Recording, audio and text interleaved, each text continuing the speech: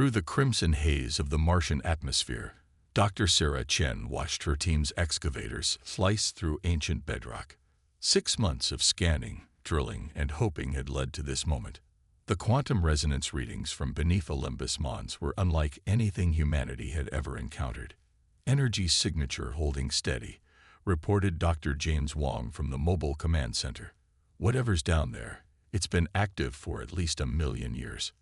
Sarah adjusted her enviroswitch settings, compensating for the growing electromagnetic interference. The deeper they dug, the stronger the signals became.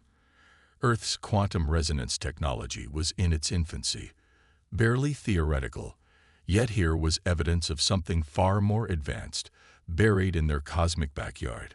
"Breaking through final layer," announced the lead excavator. As the dust settled, Sarah's breath caught in her throat. A doorway, perfectly geometric, stood embedded in the Martian rock. Its surface rippled like liquid metal, defying every known law of physics. "Security teams, establish a perimeter," Sarah ordered, her voice steady despite her racing heart. "No one approaches until we've completed initial scans." The next 12 hours passed in a blur of activity. Every test they ran only deepened the mystery. The doorway's material couldn't be sampled. Tools simply passed through it as if it weren't there. Yet it maintained its shape perfectly, immune to Mars' harsh environment. "Dr. Chen," James called out urgently. "The quantum signatures, they're changing." Before Sarah could respond, the doorway's surface began to pulse with soft blue light. Patterns emerged, complex and beautiful, forming what could only be described as writing. "Begin recording," Sarah commanded. "All channels, all frequencies. Whatever this is, we need to document everything." The light grew brighter, and suddenly a voice filled their minds. Not sound, but pure thought translated into understanding. "Children of Earth," it said, "you have progressed faster than anticipated. The Galactic Council must be notified." Sarah stepped forward, her scientific training warring with awe. "I am Dr. Sarah Chen of the Mars Research Initiative. We come in peace." "Peace," the voice echoed. "An interesting choice of words, given your species' recent experiments with quantum resonance technology." The color drained from Sarah's face. Project Quantum Gate was Earth's most closely guarded secret, an attempt to manipulate space-time itself. How could this entity know? "Your civilization has reached a critical juncture," the voice continued. "Your understanding of quantum manipulation approaches that of the Precursors. The Council must determine if you are ready for such knowledge." "Ready?" Sarah questioned. "We've worked for this knowledge, earned it through centuries of scientific progress. Progress without wisdom leads to destruction. The Precursors learned this too late. Their quantum resonance weapons nearly tore reality apart. The Council was formed to prevent such power from being misused again." Through the doorway, holographic images appeared. Vast fleets of ships, battles that bent space itself, entire solar systems collapsing into artificial singularities. The devastation was beyond comprehension. "A representative will arrive within 1 Earth month," the voice declared. "Prepare your leaders. The Council must decide whether humanity will be welcomed into galactic society or contained for the safety of all." The doorway's light faded, leaving them in Mars' natural dimness. Sarah's mind raced with implications. Humanity wasn't alone, wasn't even the most advanced civilization, and their greatest technological achievement might be seen as a threat rather than a triumph. "Dr. Chen," James broke the silence. "What do we tell Earth?" Sarah stared at the now dormant doorway, knowing that everything would change. "We tell them the truth. Humanity's about to face its greatest test. Proving we can be trusted with power we've only begun to understand." As the Martian wind howled outside their habitat, Sarah began composing the message that would forever alter human history. The stars had always beckoned humanity forward, but now they had to prove they deserved to reach them. In the depths of a mountain facility in Colorado, Dr. Marcus Rivera watched simulations dance across holographic displays. 30 days had passed since the Mars discovery, and Earth's governments had responded the only way they knew how, by accelerating their research. "Run it again," he ordered, eyes fixed on the quantum probability curves. Project Quantum Gate had always been ambitious, attempting to manipulate the fabric of space-time itself. Now it wasn't just an experiment. It was humanity's proof of worth to an advanced galactic civilization. "Sir," his assistant, Dr. Yuki Tanaka, called out, "You need to see this. The latest simulation. It's different." Marcus moved to her station, watching as the numbers flowed. His eyes widened. "That's impossible. The quantum field shouldn't be able to maintain coherence at those energy levels." "But it is," Yuki insisted. "We've been approaching this wrong.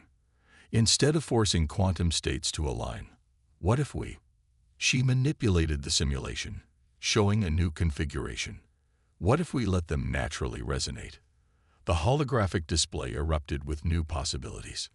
Marcus watched, transfixed, as the mathematics revealed something beautiful and terrifying. They hadn't just found a way to manipulate space-time. They'd discovered how to harmonize with it. "Dr. Rivera," a voice interrupted. General Sandra Hayes strode into the lab, her expression grim. "The council representative has entered the solar system. They'll reach Earth orbit in 6 hours." Marcus gestured to the simulation. "General, look at this. We've done it. We've cracked quantum resonance technology. But it's not a weapon. It's something entirely different." The general studied the display, her military training warring with wonder. "Explain it to me in simple terms, Doctor." "The Precursors treated quantum fields like something to be conquered, controlled. We found a way to work with them naturally. It's like," he searched for an analogy, "like surfing a wave instead of trying to stop the ocean." "Will it be enough?" Sandra asked. "The Council seems convinced we're on the path to developing weapons of mass destruction." "That's just it," Yuki interjected. "This technology could never be a weapon. It requires harmony, balance. Using it destructively would be like trying to burn water." Alarms suddenly blared throughout the facility.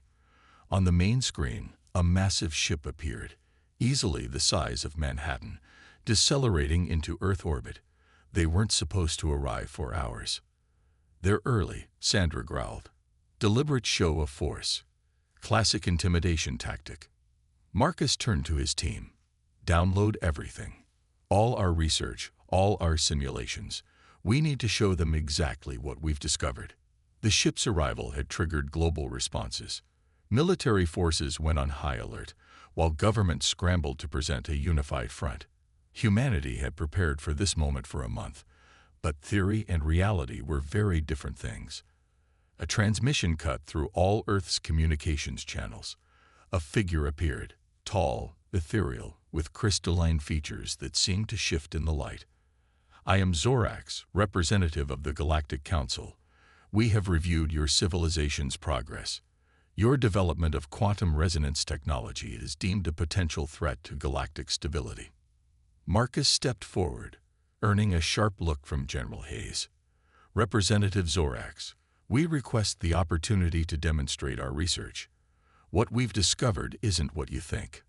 The alien's crystalline features rippled. "You were warned of the dangers through the Mars artifact.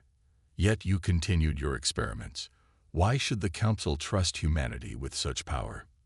"Because we found a different way," Marcus replied. He gestured, and a holographic simulation sprang to life between them. "We don't seek to control quantum fields. We've learned to work with them." Zorax studied the simulation, their crystalline features shifting rapidly. For a long moment, silence filled the channel. When they spoke again, their tone had changed. "This is unexpected. Your approach is fundamentally different from the Precursors.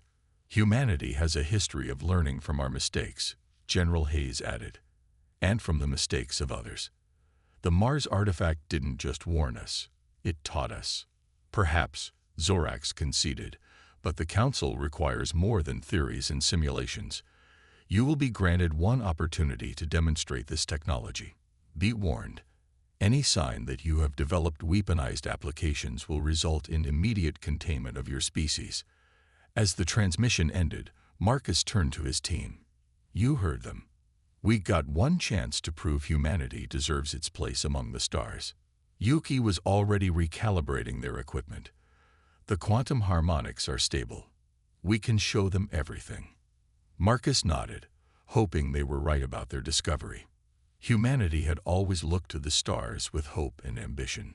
Now they had to prove they could reach them without repeating the mistakes of the past. The price of progress wasn't just in research and development. It was in showing they had the wisdom to use it properly. The demonstration chamber hummed with energy as Marcus and his team made final preparations. Through the reinforced windows, Earth hung like a blue jewel against the black of space. The Council had insisted the demonstration take place on their orbital platform. Neutral ground, they called it. Quantum harmonics stabilized, Yuki reported, her fingers dancing across holographic controls. Field integrity at optimal levels. Zorax watched from an observation deck, joined by 3 other Council representatives, a serpentine being of pure energy, a towering figure of living crystal, and a creature that seemed to exist in multiple dimensions at once. Their very presence made human technology seem primitive by comparison. Begin your demonstration, Zorax commanded. Show us this different approach you claim to have discovered. Marcus took a deep breath. What you're about to see isn't about dominance or control. It's about cooperation with the fundamental forces of reality. He nodded to Yuki. Initiate quantum resonance field. The chamber filled with shimmering patterns of light as quantum fields became visible to the naked eye. But unlike the violent, forced manipulations the Precursors had employed, these patterns flowed naturally, like water finding its course. Remarkable, the energy being observed. The quantum fields aren't resisting. They're harmonizing. That's exactly it, Marcus explained. We discovered that quantum fields have their own natural rhythms. Instead of forcing them into new configurations, we learned to work with those rhythms. He gestured, and the patterns shifted, creating a small bubble of altered space-time. Inside, time flowed differently, space bent in impossible ways, but nothing broke or tore. Impossible, the crystalline being declared.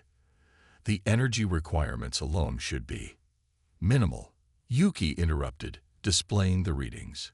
Because we're not fighting against reality, we're dancing with it. The multidimensional being rippled with what might have been excitement.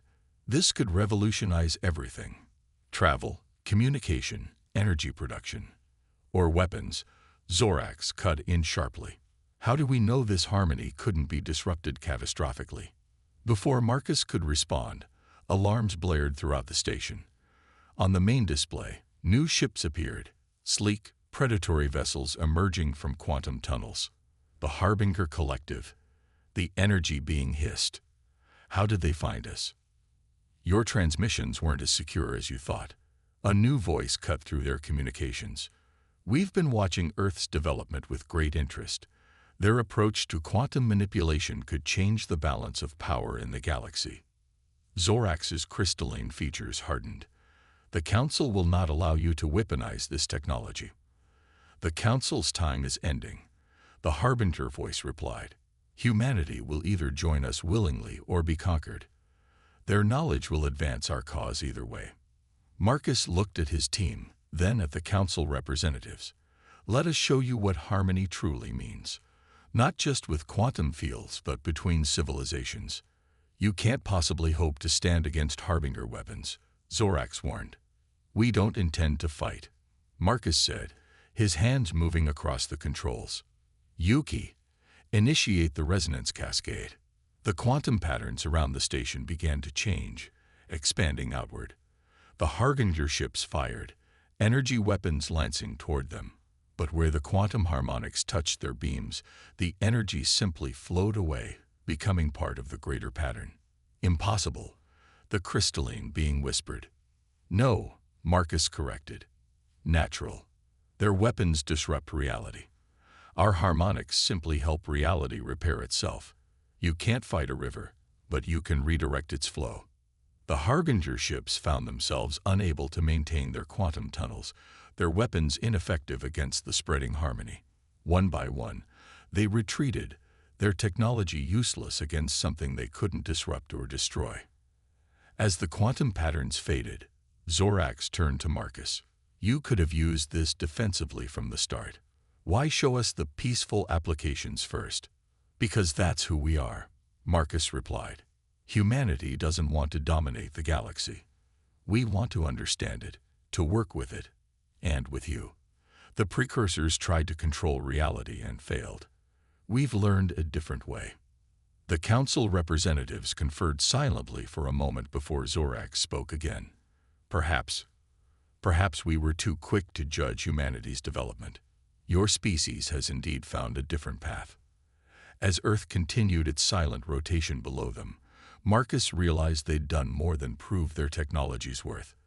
They'd shown that humanity's greatest strength wasn't in its ability to fight or dominate, but in its capacity to find new solutions, to transform potential weapons into tools of harmony.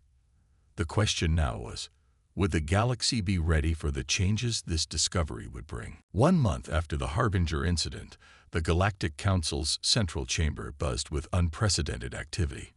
Representatives from 1,000 civilizations gathered to debate humanity's discovery. Dr. Marcus Rivera stood at the center of it all, still amazed by the vast amphitheater carved from a living asteroid. The implications are staggering. The energy being, now known as Nexus, addressed the assembly. Humanity's quantum harmonics don't just offer new technological possibilities. They challenge our fundamental understanding of reality itself. The chamber erupted in overlapping conversations, each species discussing the potential impact in their own unique ways. Marcus caught fragments of debates about transportation networks, energy generation, and environmental restoration. What ensures they won't weaponize this knowledge? A voice called out. The Harbingers still pose a threat. The temptation to develop defenses. You still don't understand, Yuki interrupted, stepping forward to join Marcus. Our discovery isn't about weapons or defenses. It's about relationship, with reality, with each other, with the universe itself. She gestured, and the chamber's center filled with a demonstration of quantum harmonics.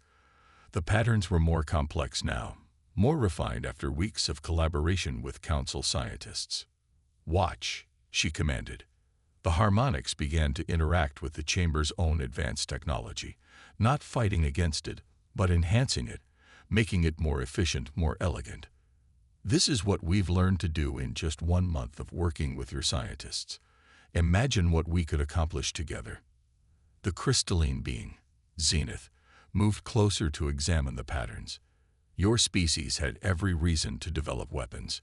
You were alone, vulnerable, surrounded by advanced civilizations that might have been hostile.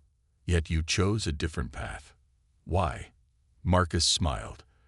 Because humanity has always been best at solving problems, not creating them.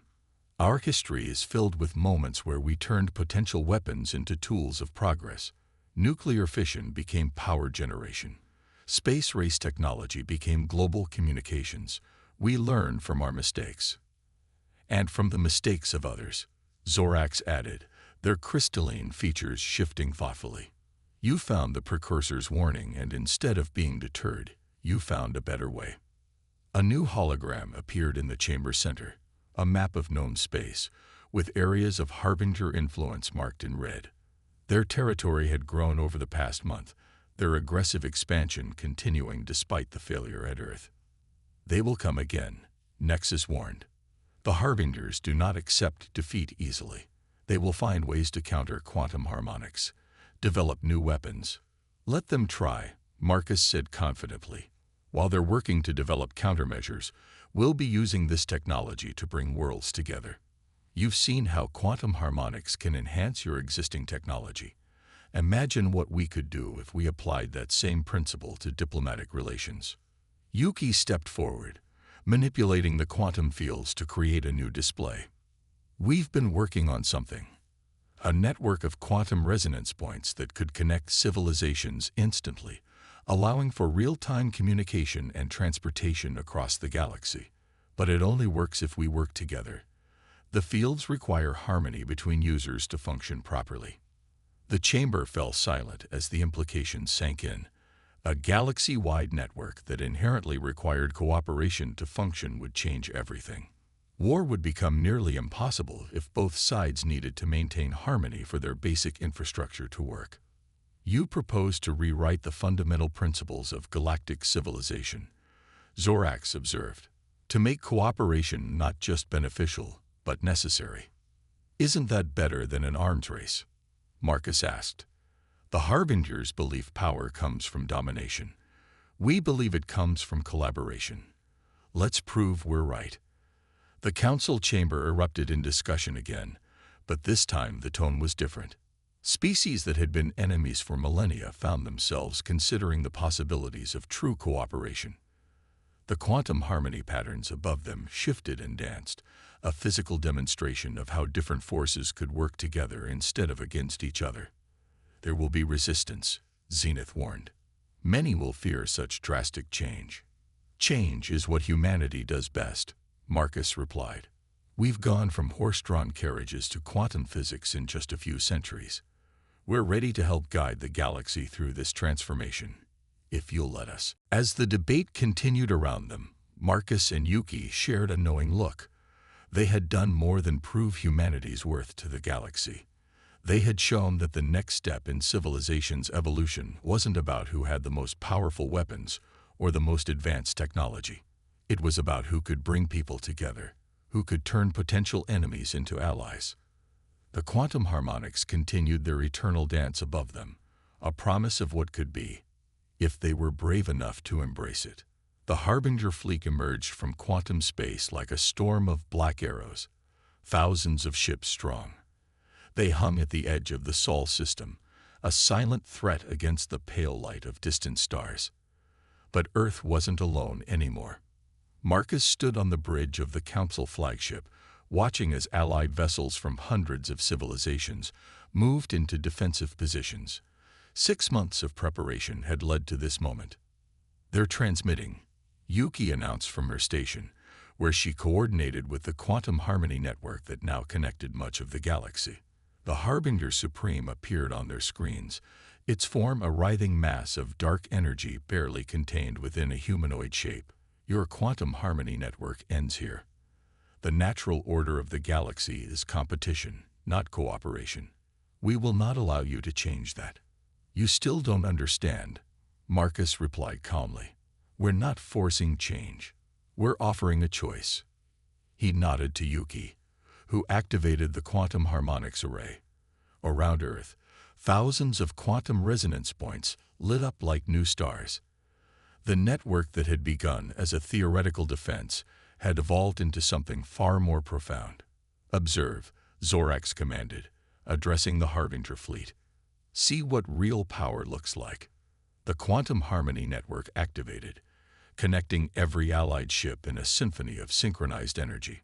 But instead of weapons, it created something unprecedented, a vast field of stable, harmonized space-time that extended through the entire solar system. Last warning. The Harbinger Supreme snarled. Surrender your technology, or we will take it by force. You can try, Marcus said. But first, watch this. At his signal, Yuki initiated the final phase of their plan. The quantum field began to resonate with the Harbinger ships themselves, not fighting against their technology, but harmonizing with it. One by one, their weapon systems began to sync with the network, their quantum drives falling into natural alignment with the greater field. What is this? The Harbinger Supreme demanded, its form fluctuating wildly. This is evolution, Marcus explained. Your ships, your technology. They want to be in harmony. Fighting against the natural flow of reality takes enormous energy. Working with it, that's effortless. Across the Harbinger fleet, crews watched in amazement as their systems performed better than ever before, energy efficiency increasing exponentially as they fell into sync with the quantum harmony network. You could destroy us, the Harbinger Supreme realized. Our ships are completely integrated into your network. We could, Zorax agreed. But that's not humanity's way. Not anymore. Not ever again. Marcus stepped forward. We're offering you membership in the network. Equal partners in a connected galaxy. Your people's drive and ambition could help us expand the network even further, reach parts of space we've only dreamed of exploring. And if we refuse, then leave, Yuki said simply. But know that every civilization that joins us grows stronger through cooperation than they ever were through conflict. You've seen it yourself. Your own ships work better in harmony than they ever did trying to dominate reality. Silence fell across the communications channels. The Harbinger Supreme's form stabilized, taking on a more defined shape. Perhaps we have something to learn from humanity after all. Hours later, as the Harbinger fleet began integration protocols with the Quantum Harmony Network, Marcus stood with the Council representatives, watching Earth rotate below them. You knew they wouldn't be able to resist it, didn't you? Zorax asked. The efficiency, the pure elegance of working with reality instead of against it. We hoped, Marcus admitted. Humanity learned long ago that the hardest person to fight is someone who refuses to be your enemy. By offering harmony instead of resistance, we give people a choice they didn't know they had. And now, Nexus inquired, where does the galaxy go from here? Yuki joined them, bringing up a display of the ever-growing Quantum Harmony Network. We explore, we learn, we grow, together. There are still countless mysteries in the universe, but now we can face them as a united galaxy instead of divided species. All because humanity looked at the most powerful technology in history and asked, how can we use this to bring people together? Instead of how can we use this to defend ourselves? Zenith observed.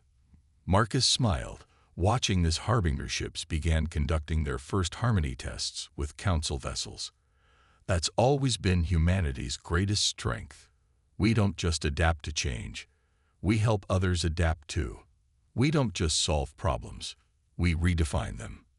As the Quantum Harmony Network pulsed with new connections, spreading its web of cooperation across the stars, Marcus realized that humanity had finally found its true place in the cosmos. Not as conquerors or defenders, but as innovators and bridge builders, helping to guide galactic civilization toward its next great evolution. The Precursors had warned of the dangers of power without wisdom. Humanity had proven that the greatest wisdom sometimes lay in choosing not to use power at all. At least, not in the ways everyone expected. The stars had always called to humanity. Now, at last, they were answering. Not with fear or force, but with harmony. And that made all the difference.